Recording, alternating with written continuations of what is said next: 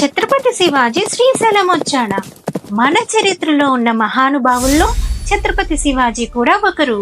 శివాజీ మహారాజ్ తన దండయాత్రలో భాగంగా ఒకరోజు శ్రీశైలం చేరుకున్నాడు.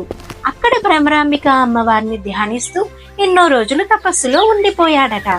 అతని యొక్క భక్తికి మెచ్చిన శ్రీశైల భ్రమరాంబికాదేవి ప్రత్యక్షమై శివాజీ మహారాజ్ కి ఒక ఖడ్గమును ఇచ్చి, ఈ ఖడ్గం నీ చేతిలో ఉన్నంత వరకు ఎలాంటి యుద్ధంలో అయినా నీకు ఓటమి ఉండదు అని వరం ఇస్తుందంట. శ్రీశైలం కొండ మీద శివాజీ మహారాజ్ స్ఫూర్తి కేంద్రం ఉంది. అక్కడ మీరు అతని ధ్యాన మందిరాన్ని, మహారాజు యొక్క చరిత్రను మీరు చూడవచ్చు. అంతేకాకుండా శివాజీ మహారాజ్ శ్రీశైలం మల్లికార్జున స్వామికి ఉత్తర గోపురాన్ని నిర్మించాడు. అందుకే ఆ గోపురాన్ని శివాజీ గోపురం అని పిలుస్తారు. మీలో ఎవరైనా శివాజీ మహారాజ్ స్ఫూర్తి కేంద్రాన్ని చూసిన వాళ్ళు ఉన్నట్లయితే కామెంట్ చేయడం మర్చిపోకండి.